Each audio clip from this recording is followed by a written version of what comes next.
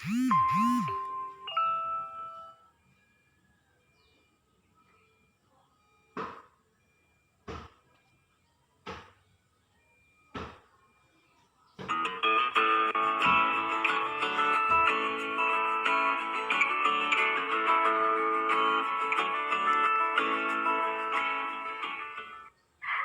video kali ini, kita akan membahas tentang penerapan fungsi linear dalam bisnis dan ekonomi.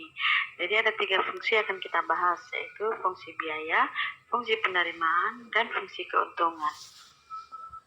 Nah, fungsi pertama yang akan kita bahas adalah fungsi biaya.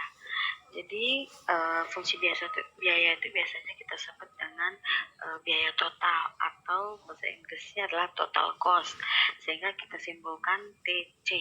Jadi, total biaya total itu TC. Nah, biaya total itu adalah keseluruhan biaya yang dikeluarkan oleh perusahaan dalam menjalankan operasi bisnisnya.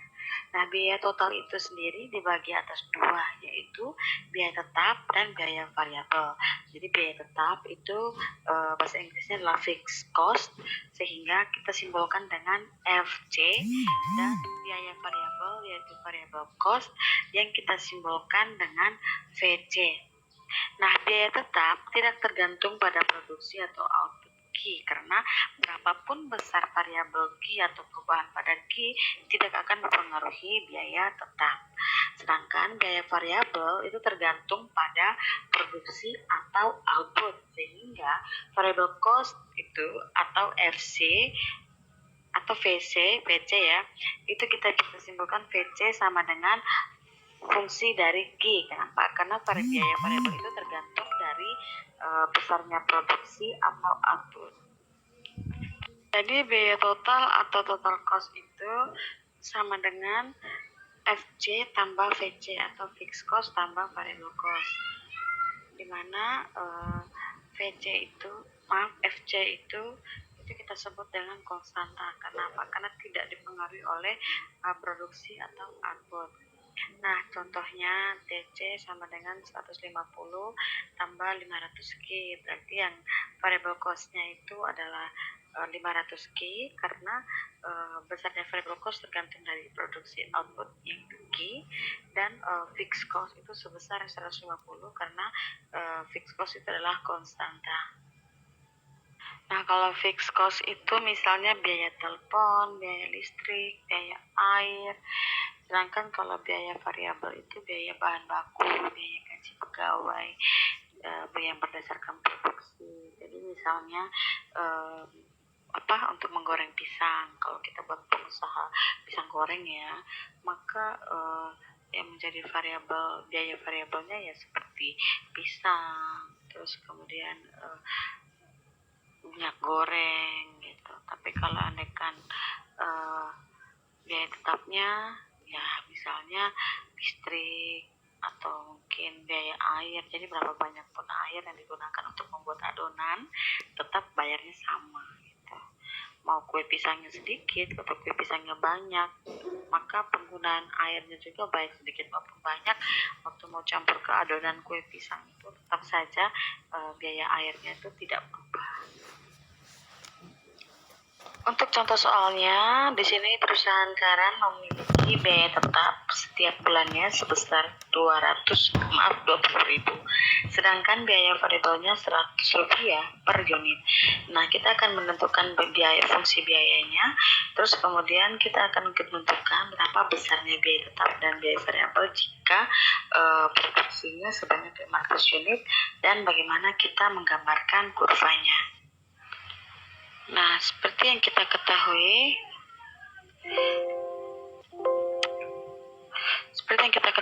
fixed cost-nya biaya tetapnya 20.000. Fixed cost 20.000 dan variable cost-nya adalah Rp100 per unit. Jadi persamaannya 100 Q.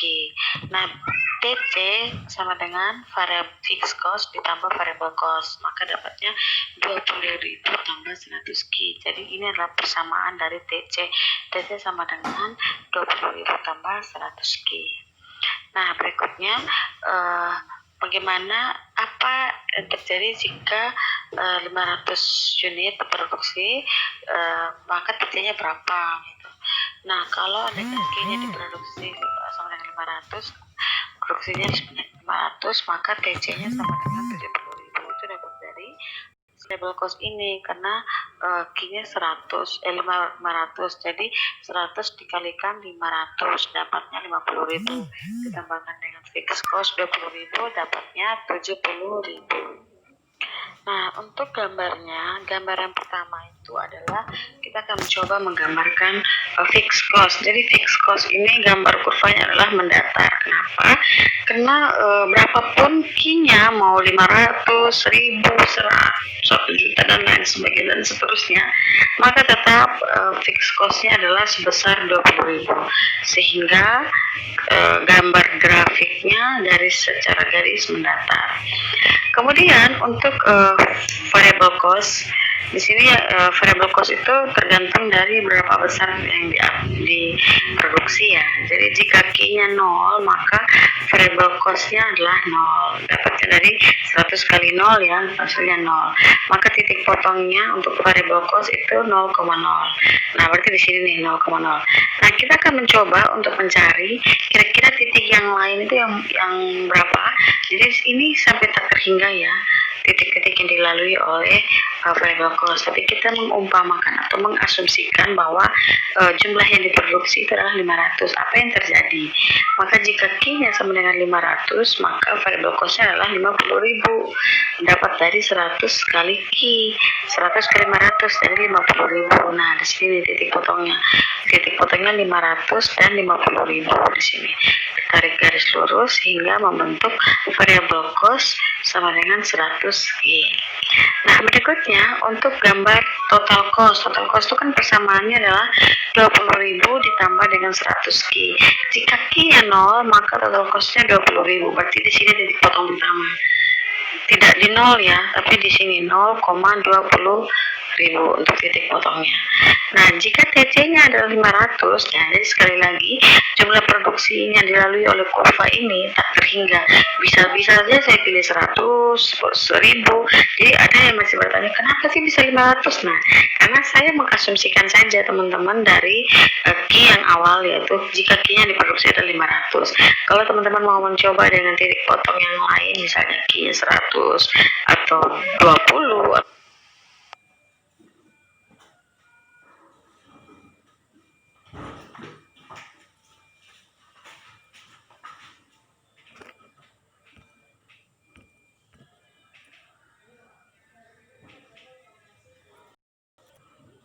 atau 1 juta juga bisa. Tapi di sini saya mengasumsikan jika Q-nya sama dengan 500, maka TC-nya adalah 70.000. Berarti titik potongnya adalah 500,70.000. Jadi di sini potongnya terus ditarik garis lurus dari yang 0,20.000 tadi ke atas. Jadi ini terjadilah persamaan kurva untuk total cost. Setelah fungsi biaya, yang berikutnya adalah fungsi penerimaan. Nah, penerimaan yang dimaksud yaitu pendapatan atau pemasukan bagi suatu perusahaan karena telah menjual produknya, baik barang maupun jasa kepada pembeli. Nah, penerimaan di sini kita simbolkan dengan TR atau total revenue. TR itu juga dapat dari harga jual dikalikan dengan jumlah produk yang terjual, sehingga bisa kita simpulkan bahwa total revenue atau pendapatan atau penerimaan ini sama dengan fungsi dari Q. Contohnya, perusahaan Karan menentukan harga jual produknya sendiri yaitu senilai Rp200 per unit. Jadi kita akan mencoba membuat fungsi penerimaannya dan berapa total penerimaan bila barang yang terjual sebanyak 200 unit, dan kita juga akan mencoba menggambar grafiknya. Seperti yang kita ketahui, TR tadi sama dengan harga kali jumlah kuantitas, atau total revenue sama dengan price dikalikan dengan quantity, sehingga dapatnya 200 Q atau 200 kali Q. Nah, tadi di sini soalnya berapa sih total penerimaan bila barang yang terjual sebanyak 200 unit. Jadi jika Q-nya 200 unit, maka TR-nya sama dengan 200 kali 200, dapatnya 40.000. Jadi total penerimaan jika barang yang terjual itu sebanyak 200, maka total penerimaannya adalah 40.000. Nah, untuk gambarnya dari persamaannya kan tadi TR sama dengan 200 Q. Jadi jika Q sama dengan 0, maka TR-nya adalah 0. Jadi titik potong pertama 0,0. Di sini ya 0,0. Kemudian jika Q sama dengan 200, nah sekali lagi teman-teman, kenapa saya pilihnya 200? Itu terserah teman-teman mau mengasumsikan seperti apa. Jadi ceritanya kurva TR itu akan melampaui atau akan melalui beberapa titik mulai dari 0 sampai tak terhingga 1 juta, terserah teman-teman. Nah, begitu juga Q-nya bisa 0, 1, 2, 3 dan seterusnya. Jadi di sini sekali lagi saya mengasumsikan Q-nya 200 karena biar sama dengan soalnya yang sebelumnya, yaitu jika Q-nya 200 terjual gitu. Nah, tinggal teman-teman kalau mau mencoba dengan Q yang lain juga boleh, silahkan. Nah, jika Q-nya 200, maka TR-nya adalah 40.000. Dapat dari 200 kali Q ya, 200, jadi darinya 40.000. Nah, titik potong kedua adalah 200 dan 40.000. Jadi di sini kita potongnya. Terus kemudian ditarik garis lurus dari 0,0 sampai tak terhingga. Kemudian di sini pertemuannya yaitu 200,40.000.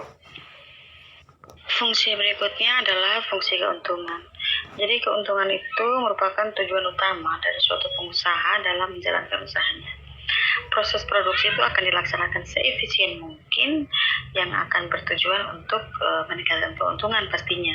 Karena di mana-mana seorang berwira swasta atau melakukan sebuah usaha itu untuk memperoleh keuntungan gitu. Tidak ada orang yang mau bekerja untuk rugi gitu.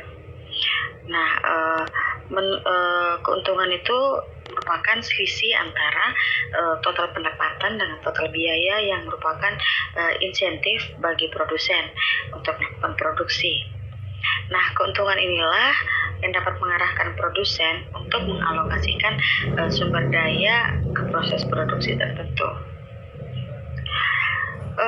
Keuntungan menurut ekonomi juga ini merupakan surplus atau kelebihan pendapatan total atau pendapatan total atas semua biaya produksi yang dikeluarkan oleh perusahaan, termasuk di dalamnya itu biaya untuk pembelian sumber-sumber produksi yang digunakan untuk memproduksi suatu output tertentu. Nah, yang juga termasuk dalamnya itu adalah biaya atau pendapatan bagi pemilik modal yang besarnya sama. Jadi keuntungan total itu merupakan penerimaan total dikurangi dengan biaya total. Keuntungan total itu akan mencapai maksimum apabila selisih positif antara total revenue dan total cost itu mencapai angka terbesar. Secara sistematis, laba juga kita akan rumuskan dengan persamaan atau rumus P sama dengan TR kurang TC. Jadi kalau TR-nya itu nanti lebih besar dari TC, maka dianggap bahwa bisa diperhatikan bahwa produsen itu akan mengalami keuntungan atau laba. Nah, kalau pendapatan yang diterima itu sama dengan besarnya biaya yang dikeluarkan, maka produsen akan mencapai titik impas atau di mana tidak mengalami keuntungan dan juga tidak mengalami kerugian, atau dalam bahasa ekonominya itu sering disebut dengan BEP atau break even point. Nah, jika TR atau total revenue, pendapatan yang diterima lebih kecil dari berapa besar yang dikeluarkan, maka otomatis tersebut akan mengalami kerugian. Contohnya, perusahaan Karan memiliki fungsi biaya yaitu TC sama dengan 20.000 tambah 100 Q, sedangkan fungsi penerimaannya TR sama dengan 200 Q. Maka kita akan mencoba untuk mencari fungsi dari keuntungan, terus berapa jumlah yang terjual jika perusahaan pada dalam kondisi break even point, apa yang terjadi jika perusahaan menjual produknya sebanyak 300 unit, dan kemudian kita akan mencoba juga untuk menggambarkan grafiknya. Untuk jawaban pertama dari pertanyaan, apa fungsi keuntungannya? Nah, fungsi keuntungan yang kita ketahui itu sama dengan TR kurang TC. Persamaan TR tadi adalah 200 Ki, sedangkan persamaan TC adalah 20.000 tambah 100 Ki. Minus dikalikan positif dapatnya minus, minus dikali positif dapatnya minus, sehingga persamaan untuk keuntungan adalah Pi sama dengan, atau keuntungan sama dengan 200 Ki kurang 20.000 Ki, kurang 20.000 kurang 100 Ki. 200 kurang 100 dapatnya 100 Ki kurang 20 Ki. Jadi persamaan keuntungan adalah 100 Ki kurang 20.000 atau minus 20.000 tambah 100 Ki. Nah, untuk pertanyaan kedua, jumlah yang terjual jika perusahaan berada dalam kondisi kesimbang break even point, atau di mana perusahaan sekarang ini tidak mengalami untung atau laba dan tidak mengalami rugi juga. Nah, seperti kita ketahui sendiri, break even point itu terjadi jika jumlah yang diterima atau yang didapatkan oleh pengusaha atau perusahaan sama dengan besarnya biaya yang dikeluarkan, atau TR sama dengan TC. Nah, persamaan TR tadi 200 Ki dan persamaan TC adalah 20.000 tambah 100 Ki. Jadi ini nanti pindah ruas, yang Ki kita pindahkan ke sisi sebelah kiri sehingga menjadi 200 Ki kurang 100 Ki sama dengan 20.000. Dapatnya 100 Ki sama dengan 20.000, sehingga Ki sama dengan 20.000 dibagi 100 dan dapatnya 200. Jadi kalau bila pertanyaannya adalah berapa sih jumlah yang terjual jika perusahaan berada dalam kondisi break even point, maka yang terjual adalah sebanyak 200 unit. Untuk pertanyaan berikutnya, apa yang terjadi jika perusahaan menjual produknya sebanyak 300 unit? Nah, dari keuntungan ini, dari persamaan keuntungan, kita akan mencoba menghitung apakah yang terjadi jika dijual sebanyak 300 unit. Jadi, keuntungan sama dengan minus 20.000 tambah 100 kali 300. Karena jika Ki-nya 300, maka keuntungan yang diperoleh adalah 10.000. Jadi kalau perusahaan menjual 300.000, maka keuntungan yang diperoleh adalah 10.000. Nah, untuk gambarnya sendiri teman-teman, kita sudah coba gambar untuk TC dan TR pada presentase sebelumnya, slide sebelumnya. Seperti ini untuk persamaan TR, dan ini untuk persamaan TC-nya. Nah, kalau digabungkan menjadi satu, teman-teman, hasilnya akan jadi seperti ini. Nah, perusahaan akan mengalami tidak untung dan tidak rugi jika memproduksi barang sebanyak 200 unit. Nah, jadi kalau perusahaan mau rugi, silahkan perusahaan memproduksi barang dengan jumlah lebih sedikit dari 200. Jadi kalau ada kan perusahaan sebanyak 199 unit, maka perusahaan akan mengalami kerugian karena ini adalah area rugi dan ini adalah area keuntungannya. Nah, dengan cara seperti ini, perusahaan bisa mencegah terjadinya kerugian. Jadi jika ingin mendapatkan keuntungan, maka harga minimalnya adalah 40.000 dan kuantitas yang diproduksi minimal adalah 200. Jika memproduksi 201 saja, maka perusahaan akan memperoleh keuntungan. Tapi jika kuantitasnya berkurang satu saja yang diproduksi, yaitu 199, maka perusahaan akan mengalami kerugian. Oke teman-teman, sekian untuk materi penerapan fungsi linear lanjutannya. Semoga teman-teman bisa mengerti. Kalau mau tanya silakan komen, jika ada salah dalam perhitungan silakan komen, dan mohon di subscribe dan like jika teman-teman berhenti dengan video ini. Dan jika ingin mengusulkan video-video terbaru lagi untuk belajar tentang matematika ekonomi, silahkan komen di bawah. Oke, terima kasih. Semangat belajar.